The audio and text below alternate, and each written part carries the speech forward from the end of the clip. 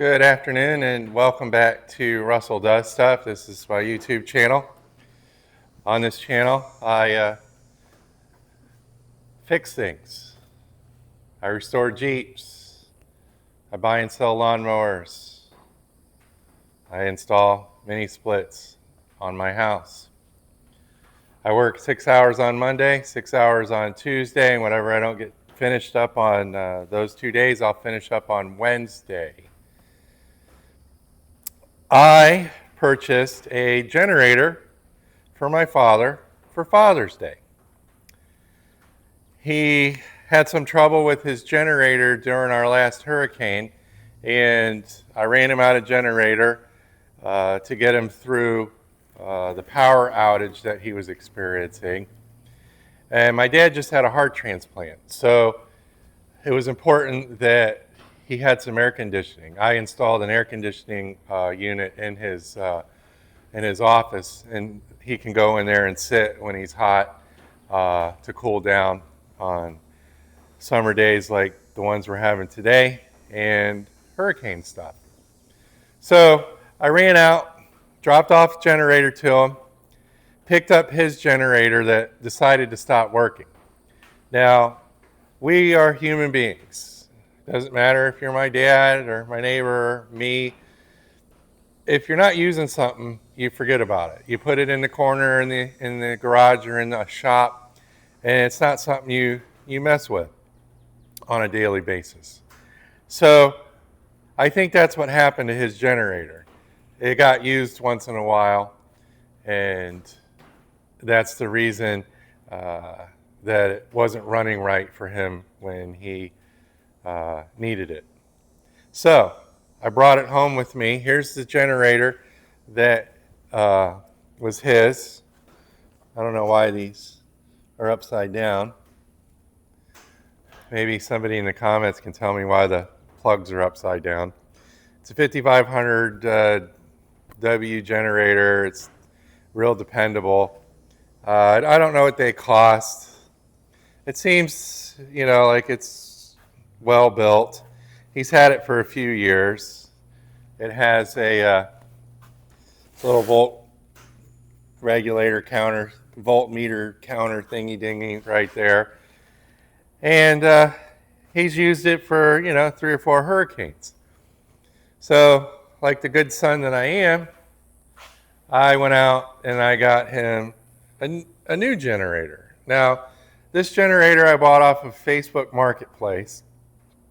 And the owner said it's probably run a couple times, which I believe him. It looks like the unit's only been run a few times. It's got like no hours on it. So I paid $500 for this generator. The guy I bought it off of neglected to tell me the battery was bad, but that's no big deal.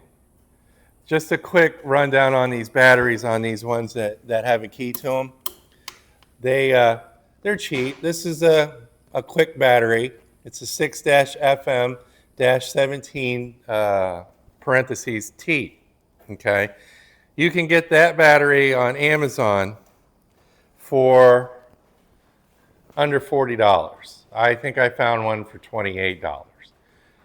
There are batteries that are better than that will survive longer without being cranked on. So this battery here is just one of the lower dollar ones, and it's a rechargeable battery. I haven't been able to recharge it. I tried yesterday, and I may try to pull the cap off of it and see if it needs any of that liquid gel to bring it back to life, because it's always good to have batteries in your shop. I have a collection of batteries over here on the floor. So what this video is about is getting your generator ready for a hurricane. Now we're going into August. We already had a tropical storm Dexter pass through the other day. And since I'm giving my dad this generator here, I'm going to take his old one here and get it running. So a few things I noticed right off the bat with this generator is it had flat tires. Okay. These tires are shot. They're cold nylon. They have an inner tube in them. And when the air goes bad, and the inner tube goes bad, the air sinks out of them, and they'll get a flat spot on the tire. So they're just nylon, cheap tires to keep the cost of these down. So I went to Harbor Freight and I bought some new donuts for it. Check, when you're in Harbor Freight and you're buying tires, buy them with air in them already, okay? So you know that you're not buying a tire that has a bad inner tube. So I had to go through a whole stack of them to find a couple that were inflated. They will be inflated at Harbor Freight. So when I'm going over this thing, I noticed that it was on when it quit working. We have an low oil sensor here, okay? I'm going to chase that and see where that's going. And we have where you can look in here and see the oil. You want to open that up and check the oil to make sure it's at its proper level, okay? What I do is I get a rag and I clean all the dirt from around it because we don't want anything in the dirt. Bust it open the best you can without busting your knuckles up. Check the oil level. Okay. The oil level's good. Okay, there's your stick and your meter right there. It'll have a little line on it that says okay. Sometimes I'll take and dip my finger in a little bit, rub it around, and take a look at it and see what the oil actually looks like. So the oil level is good. I have a sneaky suspicion that since this thing had flat tires, that this oil sensor was tripped and it was saying that it was low on oil. But I'm not sure about that. I'm not going to start this thing up right now on camera. Another thing I want to do is I want to inspect the tubes. You know, do the pressure test on the tubes. This is a vent tube for the gas tank. I want to take the gas cap off. His gas cap was broken. His gas cap's coming apart, so he needs a new gas cap. Inspect the rubber ring around the gas cap. Okay, we don't want any leaking. I noticed right away that this cap's being held on by a chain and that screw is rusted out. There's a filter right in here and it's full of stuff and junk in there. I'm going to pull that out. And what you want to do is take a flashlight, battery operated flashlight, and shine it into the gas tank and see if there's rust in the gas tank or not. If these sit, they'll rust. The gas tanks will rust. And there's some different things you can do to get the rust out of the gas tank. You could pour a bunch of vinegar in there that you get from the grocery store. Turn the petcock off of here. This is where the gas comes out of the gas tank. It'll say on and off. What I like to do is remove the hose the fuel line going to the carburetor, which is here, and let it sit in there overnight, inspect it again with the flashlight, swish it around a little bit, and then drain it out the petcock here, okay, which is the fuel shut-off switch. Almost all of these, I believe, come with the fuel shut-off switch. That one does also. So if your generator isn't running, probably 99% of the time it's going to be this carburetor here. There's this big air filter housing, and it takes like 5/16 nuts. You can back them off, and you can spray a little carburetor cleaner in there if you want. to see if you can free up the float might get stuck, or the little needle and seat, is clogged up with debris. There is no fuel filter on this unit, okay, which I don't like. Everything needs a fuel filter. It catches all that stuff before it goes in the carburetor. The fuel filter is right here. It's what do you want to call that? It's part of the filler system in here. So you can get a pair of needle nose and try to work that free. This chain here is attached to it, but this is stuck. So I'm gonna have to get the needle nose and work that out before I inspect it. You can also, I don't recommend smelling gas, okay? If you've never been around the shop and gas and stuff like that, don't go smelling the gas, but that's another way of seeing if your fuel's bad. You'll know if your fuel's bad if you've let this sit for more than 3 months and you haven't run it at all or put any gas stabilizer in it. I would drain the fuel out here. Be very careful to, put your clamps and stuff back on so you don't have any fuel leaks. And drain all the fuel out of it. Inspect the gas tank. And do that first. Now, if this carburetor is bad, which these carburetors aren't built real well to begin with. They're built to keep costs down.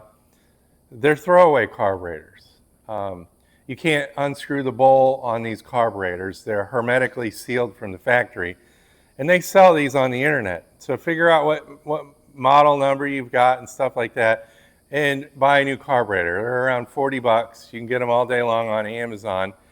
All your pressure washers and stuff like that we're buying now, the carburetors are hermetically sealed. And the type of fuel that we use has so much ethanol in it that it deteriorates your fuel lines and destroys any of the little rubber stuff inside the carburetor, like your needle. Your seat has a little rubber plug at the bottom of it, and that'll deteriorate, and then debris from that will get into the jet, and then your engine won't run. And what they, I think, want you to do is throw this stuff away when the carburetors fail and buy a new one. Not around here, we don't. We will call Mr. Amazon and have Mr. Amazon send us a new carburetor in 3 days. And then we'll get our little toolbox out full of sockets and stuff, and we'll put a new carburetor on it. So after I'm done shooting this video, I'm going to inspect the gas. I bought some brake cleaner, some carb cleaner here, and I'm going to shoot it in the air intake. If it runs and idles and won't stay running on fresh fuel, that means the carburetor's bad. I'm pretty sure that this is hermetically sealed carburetor, and that I'm not going to be able to take it apart and clean it.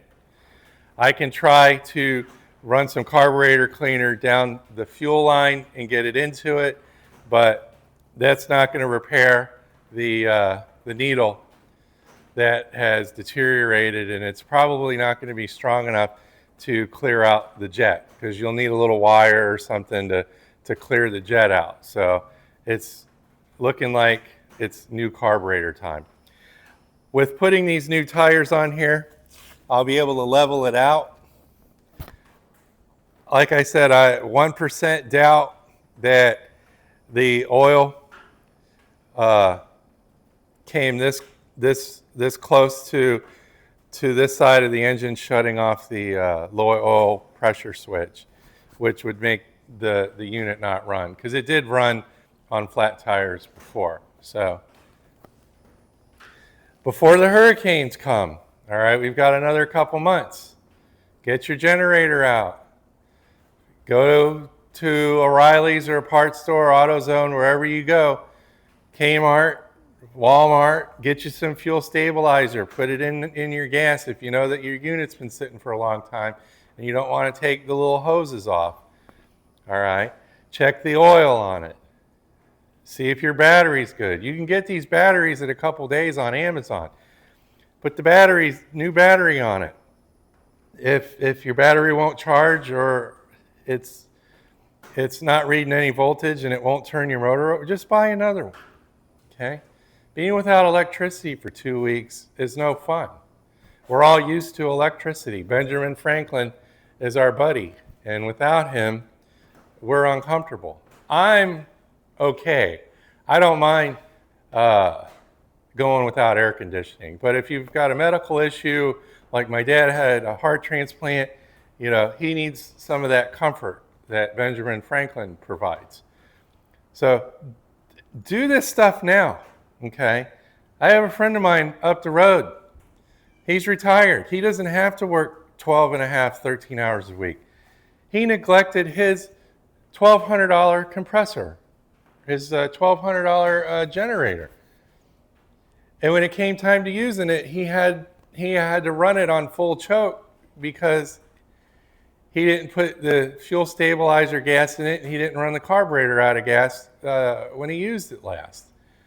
We've had a lot of storms and a lot of hurricanes in the last 3 or 4 years. And when I was younger, I didn't have a generator. I didn't need it. I just stuck it out, and when the power came on, the power came on. And now I've got dogs. My wife likes to blow dry her hair in the morning, so I need a generator. So this generator here probably costs $1,000 or more on the internet. So what I'm doing is I'm giving that one to my dad. I'm taking his old generator, and I'm going to get it running, and I'm going to save a bunch of money because Russell knows how to do stuff. This is, they always have those disclaimers. Do this at your own risk, okay? If you're messing with gas and electricity and fuel lines and stuff like that, and you are absolutely intimidated by it and don't have any confidence, don't mess with it. Call your son-in-law up and have him come over and inspect your generator for you, okay? But if this is something you feel like you can handle, do this at your own risk. I'm doing it at my own risk. I have another friend from Kentucky. He's a coal miner his whole life. He caught his barn on fire. He had taken his fuel line off and put his fuel line back on. It was loose, and gas poured all over the muffler, and he burned probably $30,000 worth of antique tools up like that. Poof. So do this stuff at your own risk. Exercise common sense. I'm not preaching to anybody. I'm not a know-it-all. I'm not, there's no ego here or not. It's just a little helpful nudge in the preparation department that might get you through 2 weeks of no electricity, a few days of no electricity. You'll be able to keep your refrigerator comfortable. If you installed a mini split in your house, you could have at least one room in the house comfortable. So this is what Russell with Does Stuff's doing. He's getting prepared for the hurricanes. And if you live in these areas where the sky gets mad at you, get prepared. All right, stock up on water. Get some of them MREs. We had the National Guard driving down our road because we had water up to our waistline. And Russell, who does stuff, was paddling around in a John boat and helping people. And I'm the one guy that had cold beer, though. I don't give my cold beer away on the first 6 or 7 days, all right? I'll give my cold beer away after everybody really, really, really needs a beer. And the expression on some of these folks' faces when I walk up to their house in knee-deep water because it's drained down a little bit, I say, "Hey, how you doing, man? What's going on? You need anything?" "I'm all right." I say, "Here, I got something for you." I give them ice, and I give them a few cold Coors Lights, because you just can't give somebody one after they've been through a hurricane. I gave Nelson some cold Coors Lights during Hurricane Ian. I went and gave Tim some cold Coors Lights during, I think it was Milton. And just the look on their face to hold a cold beer after all those days without air conditioning is priceless. So if you like this kind of stuff, hit the subscribe button. We're trying to get to 200 subscribers. We're going to have a little party and celebrate. And we'll catch you on the next one.